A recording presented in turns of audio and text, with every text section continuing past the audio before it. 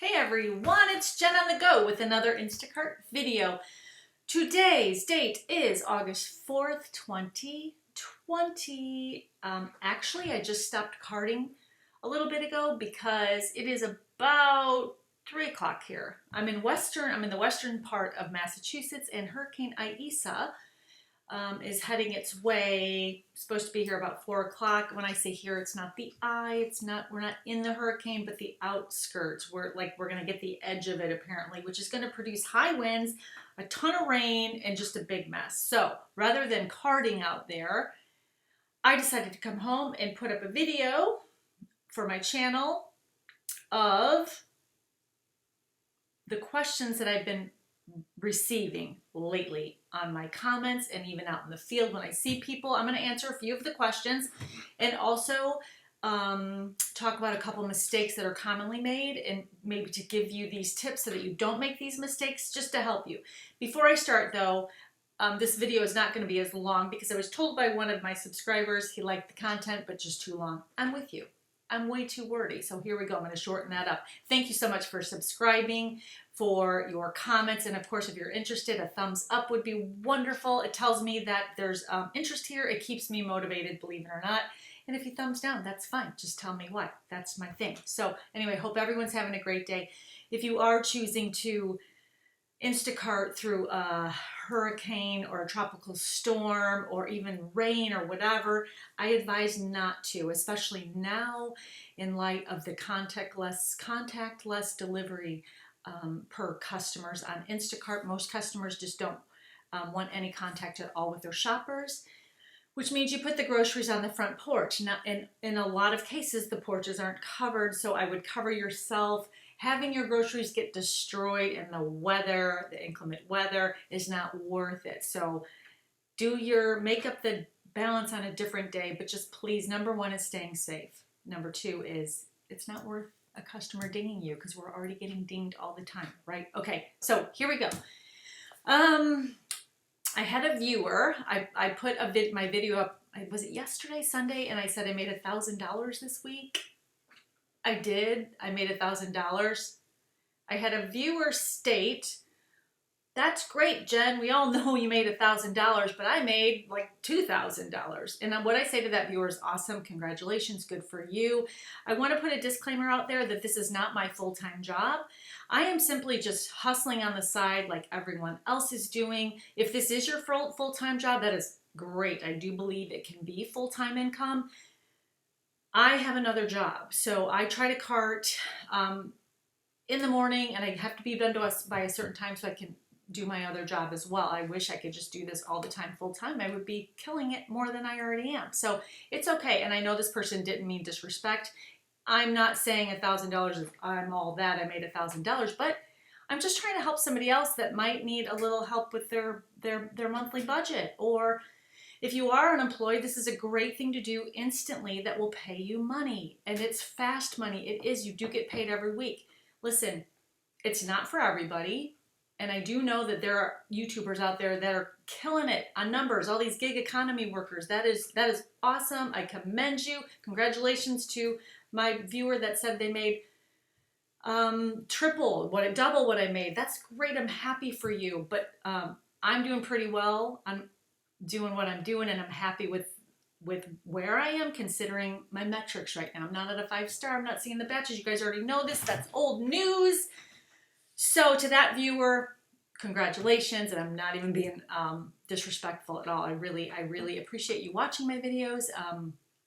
Again, I'm doing this channel for me, to hold me accountable and to build a community for me, for myself. I'm a little bit older than my average colleagues out there. I noticed that even when I look at my analytics on this YouTube channel, my audience, you guys are younger. So I'm really putting this on here so that we can all be one community, learn from each other.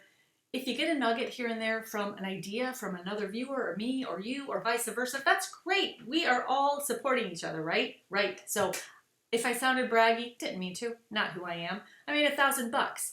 Now, another viewer said, and I really appreciated this comment, he said, you know, all of these YouTubers out there talking about the gig economy or just posting there, I made this, I made that, I made 2,000, 1,800, whatever the number, you're right, we are posting that. But he said, let's not forget that you're really not making that because you need to take your taxes out, the wear and tear of your car, all of your deductions. Okay, here's what I want to say. This brings me to point number one. When I say I made $1,000 on Instacart this week, I have to pay taxes on that. And I was assuming that everybody knew that they would also have to pay taxes on your income. Like any other side hustle, you have to pay taxes. You are an independent contractor, but that is up to you. I am not here to give anyone tax advice. I recommend that you go to a professional and not to another YouTuber who is putting Instacart or side hustle businesses out or videos out. I'm not saying that they don't know what they're talking about. What I'm saying is don't put your stock there.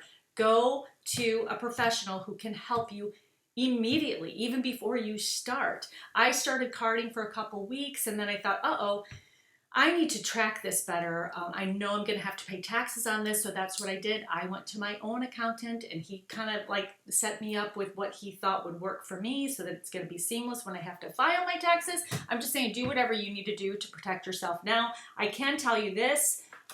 Sorry, I took a few notes, and I promise this video is not going to be as long. You do have to pay taxes. The general rule is about 30%. You need to account for 30% of your earnings. You need to keep out in case you have to pay all of that 30% back. So just, you're also going to have to fill out a 1040 form. But here's the perk about being an independent contractor and self-employed, kind of. There's a lot of deductions too. So don't be intimidated by having to pay taxes. And yes, I know it's $1,000 a week. By the time I take the 30% out for taxes, the wear and tear, I get it. It's not a clean break at $1,000, but it's still making money and I'm in the positive. So for all of you out there, don't let that discourage you. You have to pay taxes no matter what. And if you're not, that's crazy. I used to sell full-time on eBay and Poshmark. Full-time meaning it was like almost a full-time gig for me, and I had to do the same thing. I had to track my expenses. But you can write off your mileage, which is huge. I recommend looking for an app to track your mileage. There are tons of mileage tracker apps on your phone. I'm not going to give you the one I use because I'm not responsible for your taxes. Again, talk to a professional and take all of his advice and start doing it now. But do start tracking your mileage. You can also write off your phone. There's a lot of little hidden expenses, so don't be intimidated by that. $1,000 is gross. It's not net. I'm going to have to pay for that on the back end, but I'm doing my part to make sure I pull out so that I have the money prepared to pay the taxes back. But it's still worth it. You're independent. You're working for yourself. You're not making $10 an hour and having somebody boss you around. Well, kind of. Instacart still is the boss, but you know what I mean. So I'm not an accountant, again, but you do have to take taxes out of your income. And I'm saying this in response to the viewer. I appreciate that, and I should have made that more clear. I'm not bragging when I say that. When I put up my earnings, I'm just trying to be truthful and tell you this is what I made. I know there are people who are out earning me. I get it. Congratulations. This is part-time for me, so anything I put out there, I'm sharing my truth. And also, another subscriber said, or not a subscriber, a viewer said, she has been Instacarting for 5 years and she's tired of all of these YouTubers acting like they know what they're doing, kind of like in a roundabout way. I'm not saying that, you guys. I'm saying I'm learning, but what I experience every day is truth. And so whether it can help you or not, that's up to you. But I am absolutely putting out my truth. And hopefully there is some data and some fact behind it. So that's number one. You gotta take taxes out. But you know that. You guys are smart. I didn't think I had to say that. So when I say I made $1,000, I made $1,000 and brought it home. But I have to, I have to do the deductions. But I hired an accountant, so we're good to go. And there's a lot of free resources online. So Google online. All your answers, all your questions will be answered. But just, I don't appreciate any negativity coming my way. I know that I have to pay taxes. I get that. And you guys will too. Another question that I get often is, what if I'm shopping on the app and I'm scanning and I'm scanning and nothing's available and the customer is not responding? What do I do? Do I still purchase the replacements, or do I refund, or do I risk it? Here's what I do. If there's an item that isn't available, I look at their replacement list. 9 times out of 10, a few of their replacements will be available. So if I see it on the replacement list and it's there, I scan it and that goes in the cart. And then I will still let them know, hey, I just scanned in a replacement.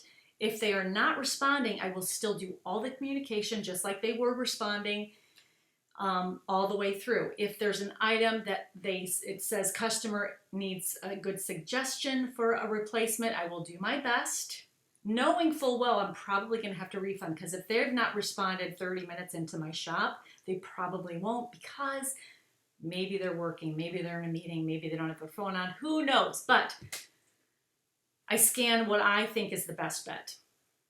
So do the rest of my shopping.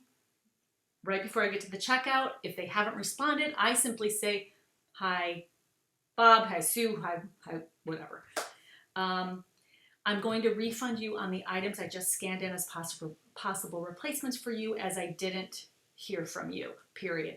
I'm heading to the checkout now, and I will be on my way with your groceries shortly, period. And those are the things, again, that they don't have on their replacement. So as long as you scan in their replacement, that's fine, because they've already technically approved that. So I don't wait for that approval.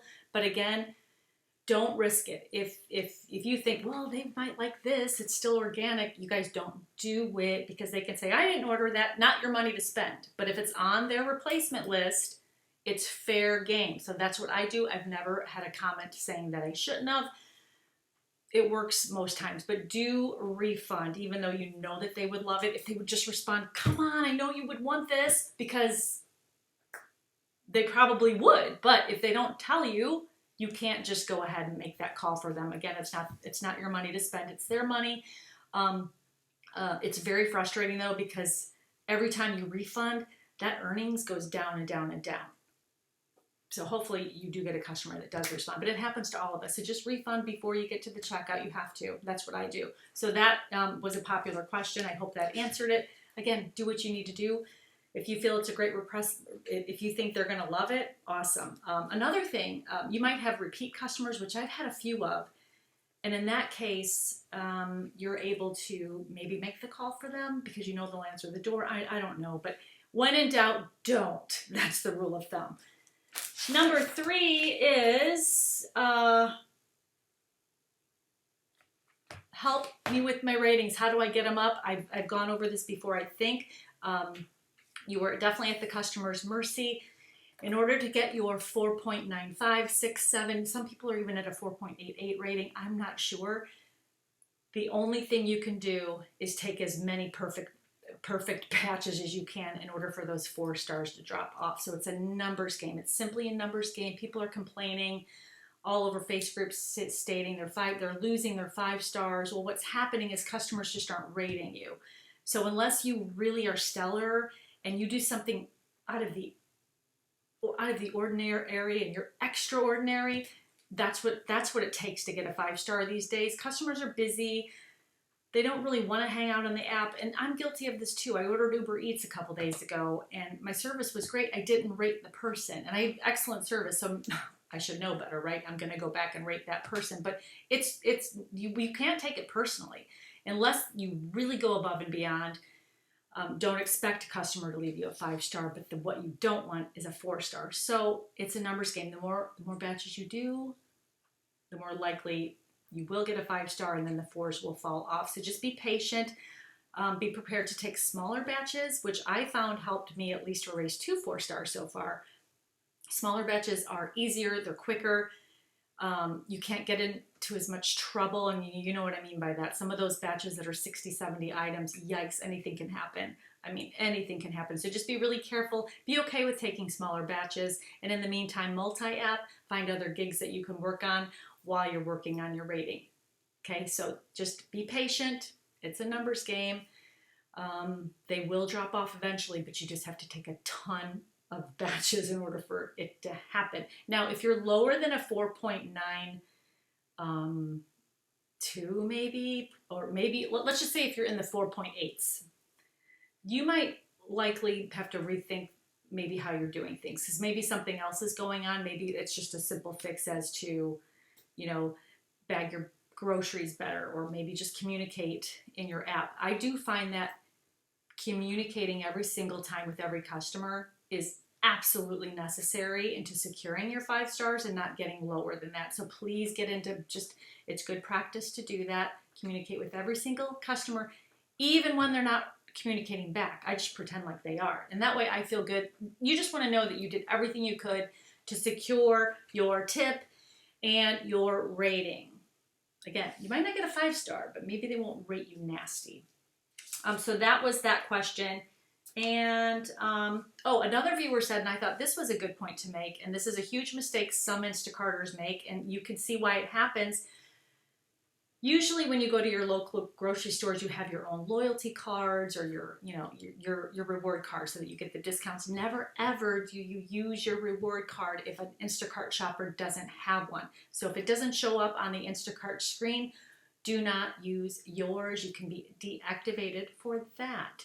I don't know why that is, but it is true. So it's happened to other shoppers before. So just be very careful that you don't use your own loyalty cards. Also, this happens, and I didn't know this happened, but when you go into Sam's Club or Costco or BJ's, these big these wholesaler stores, big box stores, which I hate going in, they're always tough. Never use a customer's Costco card for your own personal benefit. That's immediate deactivation too. I read it on a Facebook group where actually people do that. So you guys, you just have to be careful, be smart, think before you do, and that will help you. So those are a few things I wanted to say today. I hope everyone is staying safe with Hurricane Isa, and let this be a lesson to all of us. I'm on the Facebook group, and a lot of people that live in my area are hoping for really great batches during the middle of the hurricane, or like when it's going to be at its worst. And again, we're not getting the eye, but we're going to get a pretty rough go with all of the high winds. But I'm saying your life is not worth that. What if a tree limb hangs on your car, lands on your car for $50? No, just stay safe, stay inside, and it'll come back around. So I hope everyone is doing well, having a great week, killing their numbers, working on your ratings, and not letting yourself get it discouraged if they're down, because we're all down. We're all in that same boat. Remember, if you're at a 4.98, I promise you other people around you are at 4.98 too. I want to do a part 2 of this video because I really do appreciate the comments and the additions that you're giving me, because I don't think of everything. And again, we're learning together and growing together. I appreciate all of you. I do respond back to all of you in my time. So thank you again. Like, comment, subscribe, tell me why or not why, All right, guys, I'll see you soon. Take care. Stay safe. Bye.